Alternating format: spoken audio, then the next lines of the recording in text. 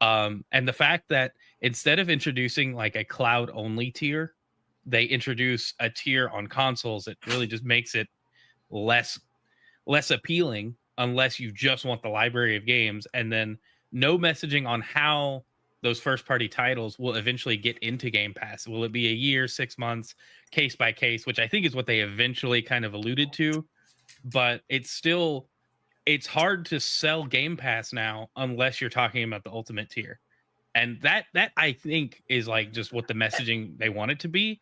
But every time they introduce like a chart or something, my rule of thumb is if you're selling me a game or a service and you have a chart, you've already lost me. I don't want to compare options.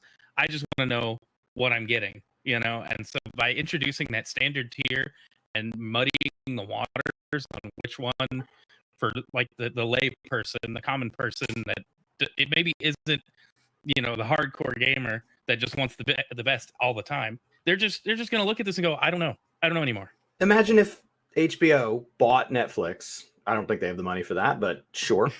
And they raise the price of Netflix that available, but you are no longer allowed to watch Netflix originals until everybody's told you how they end. Right. Yeah, it's bananas. And they're like, I don't know why anybody's upset about this. Like, that's and then weird. The original promise of Game Pass, like the very launch of Game Pass, was day and date exclusives. Day and date. Yeah. And so now you're not even getting that, because if you go with the core tier, you're just getting a small set of Game Pass. It's like to me that's like the sample, right? Yeah. You get. It's basically what PlayStation Plus does for the essentials. Yeah. Basically, it's just at least the PlayStation Plus tiers. That the middle tier kind of makes sense here. The new middle tier for Game Pass doesn't. I don't know why anyone would pay, what is it, the $12 a month now, as opposed to core, and instead of just going all in on Ultimate. $12 a month, I would say, would be not that bad. Like, that's not the worst price. No, it's $15 a month. Okay. Which means it's only about $4 cheaper than Ultimate. Yeah. So at that point, you're not like that. Sorry, it's $5 cheaper than Ultimate.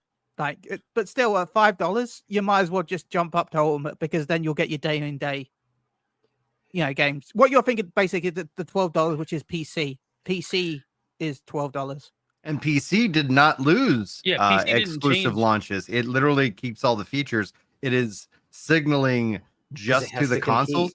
It honestly just feels more like Microsoft is just getting out of that like console mindset, because then they launched the Fire Stick of like, hey, play your Xbox, and here's the cloud bundle ready to freaking rock and roll. Was they put that cloud bundle out for Prime Day, and that the branding on that's no console required. Play all the Xbox games, but there's no tier of Game Pass that's just cloud. Yeah. Which I find very odd that they wouldn't, as much as they're trying to target cloud customers, the only option you have is, if you were cloud only, is to buy the most expensive tier that I guess you benefit from, but only in the sense that you have access to those Game Pass games and the day and date exclusives. You're probably not playing on a PC if you were cloud only, and you're definitely not buying a console. So what's the benefit?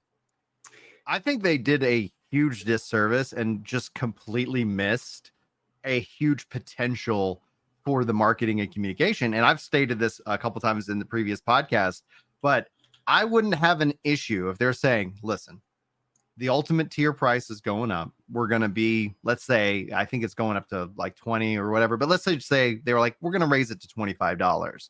But in this tier, you now have a World of Warcraft subscription. You now have an ESO premium subscription if you choose to use it.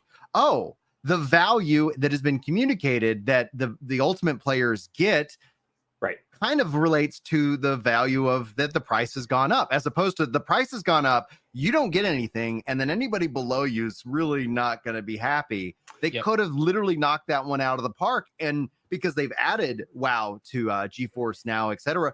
And all of a sudden, imagine if you're sitting down going like, you know what, I haven't played WoW in a while, or I haven't seen that, I haven't or I never played it. But now all of a sudden I can play it on my console because I've gained, GeForce Now and all these things.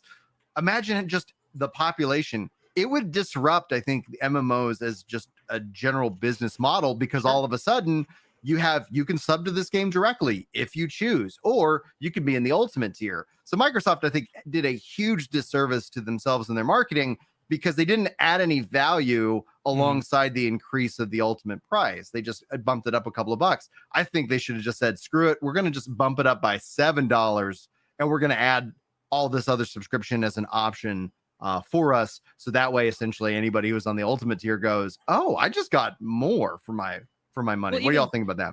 Even on the opposite side, though, like if you were just looking for a value add, I thought, a long time ago, they could easily do something like Audible does, where you get so many credits to get some selection of games that you could like even just permanently own or tied to your account, so long as you're subscribed or however the Audible credits work.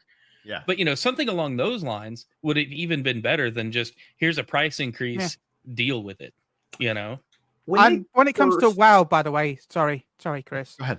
I'm going to add with WoW. When it comes to WoW, you have those monthly bonus things, right? You'll know this more than me. Called trader tokens, right? They could easily just offer some trader tokens in the Game Pass subscription. Would that be a thing they could do, Chris? I mean, there's a reason those are kind of capped, how many you can in theory get, but also every cap in WoW has eventually been lifted in trade for money. So sure.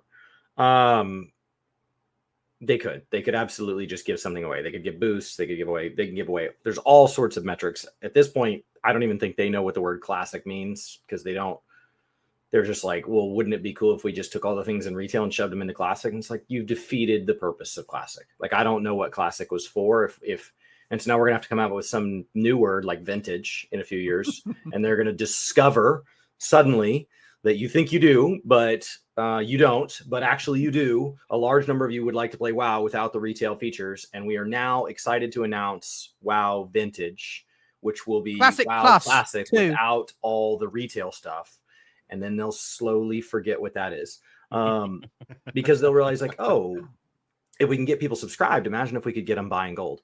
So sorry, I'm frustrated at WoW too. I'm just generally frustrated at all of this. But when Game Pass first said first parties are day and date, that was more of a sample. That's, I think, the word you used.